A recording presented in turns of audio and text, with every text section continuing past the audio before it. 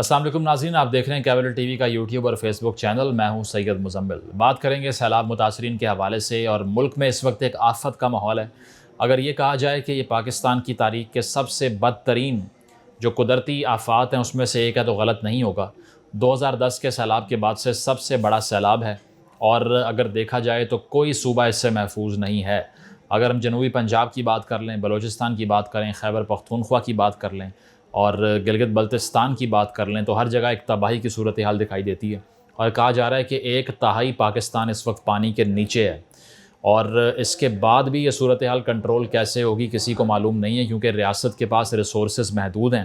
عالمی کمیونٹی مدد کر رہی ہے، اور ہم نے دیکھا کہ $16 بلین جو ہیں وہ ہمیں اقوام متحدہ کی طرف سے ملتے ہیں، لیکن اس کے باوجود دیگر ممالک بھی ہیلپ کر رہے ہیں۔ اور ابھی سعودی عرب سے امداد آئی ہے 50 ملین کی، اور دیگر جگہوں سے آ رہی ہے۔ اس ساری صورتحال کو دیکھتے ہوئے کیا یہ سکتے ہیں کہ ریلیف کے آپریشن جو ہیں وہ تو ختم ہو جائیں گے، لیکن جو اس کے بعد دوبارہ سے ری بلڈنگ کرنی ہے، جو یہ سارے علاقے تباہ ہوئے ہیں، یہ شہر کے شہر دوبارہ کھڑے کرنے ہیں، اس کا تخمینہ لگانا بالکل ناممکن ہے۔ یہ بتانا بھی بہت مشکل ہے کہ کتنے عرصے تک یہ کام مکمل ہو سکتا ہے۔ آپ کو یاد ہوگا 2005 کا جو زلزلہ آیا تھا، ارتھکویک آیا تھا، اس کو کمپلیٹ ہونے میں، اس کا جو ڈیزاسٹر ہے، تباہی کو ختم ہونے میں سال ہر سال لگ چکے تھے، اور اتنا عرصہ گزرنے کے بعد آج بھی کچھ علاقے ہیں جو ابھی تک اس سیلاب کی صورتحال یا پھر جو اس وقت ارتھکویک آیا تھا اس کے بعد سے ریکور نہیں ہو سکے۔ تو یہ کہنا کہ یہ ساری صورتحال بہت جلدی کنٹرول ہو جائے گی بہت مشکل ہے، کیونکہ ریسورسز بہت زیادہ چاہیے، اور اس کا اگر ہم انالیسس کریں تو وہ وجوہات نکالنی پڑیں گی جس بنیاد پہ ہم اس صورتحال کو کنٹرول نہیں کر پاتے۔ پاکستان وہ خطہ ہے دنیا میں، اور وہ ملک ہے جہاں پر سب سے زیادہ گلیشیئر ایگزسٹ کرتے ہیں، یعنی کہ جو گلیشیئرز کا نمبر ہے وہ سب سے بڑا ہے اس خطے کے اندر، اگر ان کو دیگر شہروں سے کمپیئر کریں تو یہ کہنا کہ یہاں پر جو موسمیاتی تبدیلی ہے اس کے اثرات کو کنٹرول کر سکتے ہیں آگے جا کے، یہ بہت مشکل سوال ہے۔ اس کی وجہ یہ ہے کہ یہاں پر بڑے بڑے فیکٹرز، بڑی بڑی وجوہات جس کی وجہ سے یہ تباہیاں آتی ہیں، اس میں 3-4 چیزیں ہیں۔ پہلی چیز ہے ڈیفارسٹیشن، یعنی کہ جو جنگلات کی کٹائی کا جو عمل ہے وہ بہت تیزی سے پھیل رہا ہے۔ ہم نے دیکھا کہ عمران خان صاحب کے دور میں 10 بلین ٹری سونامی کا منصوبہ آیا تھا اور شجر کاری کی جا رہی تھی، لیکن اس کے باوجود جو ٹری کور ہے اس کو ہم بڑھا نہیں سکے، اور اس کا نقصان اتنا زیادہ ہوا ہے کہ موسمیاتی تبدیلی بہت بری طرح اثر کرتی ہے اگر درخت کم ہوتے جا رہے ہیں، نمبر 1۔ دوسری بات کیا ہے، وہ یہ ہے کہ جب ہم بجلی پیدا کرتے ہیں کوئلہ جلا کر اور تیل سے پیدا کرتے ہیں تو اس سے کاربن ایمیشنز ہوتے ہیں، یعنی کہ انوائرمنٹ کے اندر ایک ایسی زہریلی گیسز پیدا ہوتی ہیں جو اوورآل معاشرے کے اندر یا ایک سوسائٹی کے اندر جو پولوشن ہے اس کو بڑھاتی ہے، اور یہی پولوشن کل کو انوائرمنٹلی ہرٹ کرتی ہے اور موسم جو ہے اس کو خراب کرتی ہے، موسمی تبدیلی لے کر آتی ہے۔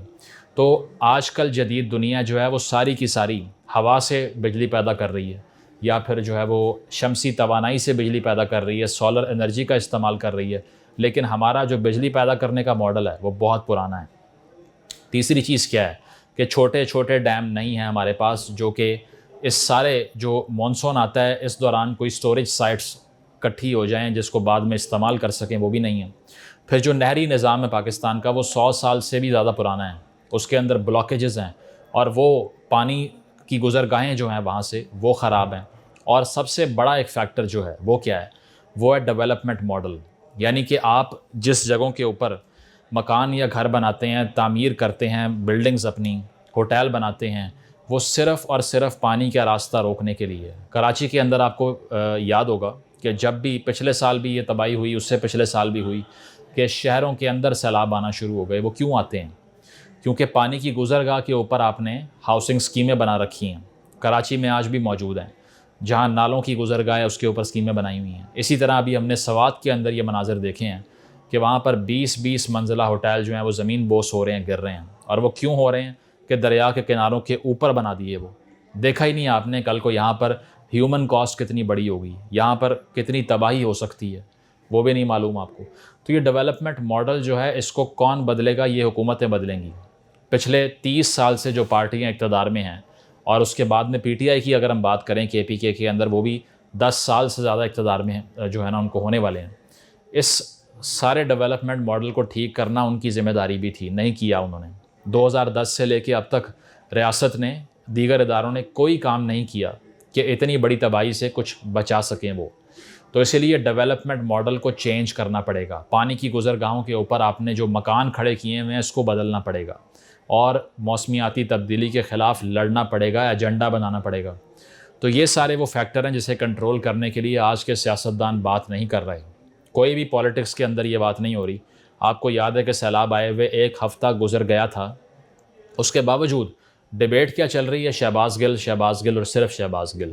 بے شک ہر شخص کا ایک رائٹ ہے کہ اگر اس کے رائٹس وائلیٹ ہو رہے ہیں تو اس پہ بات کی جائے, لیکن یہ کہنا کہ آپ ایک آئی ہوئی اتنی بڑی آفت کو سائڈ پہ کر کے صرف سیاست پہ بات کرتے رہیں, تو وہ تمام لوگ جن کو کوئی کوریج نہیں مل رہی بلوچستان میں, سندھ میں, ساؤتھ پنجاب میں, KPK میں, گلگت بلتستان کے اندر, وہ ہماری طرف دیکھ رہے ہیں, آپ کی طرف دیکھ رہے ہیں کہ ان کی بات کون کرے گا, کون سنے گا, کون ان کو ریلیف فراہم کرے گا. تو یہ وہ موقع ہے جس پہ ساری سیاسی پارٹیاں اپنے سیاسی ڈفرینسز کو ایک طرف رکھ کے میدان میں اتریں, کیونکہ میں نے اور آپ نے جو ٹیکس دیا تھا, جس پیسوں کے اوپر ہم نے اس ریاست کو چلانے کا کام سونپا تھا حکومت کو, وہ ٹیکس وہ کہاں لگا رہی ہے, ان سے سوال کیجئے.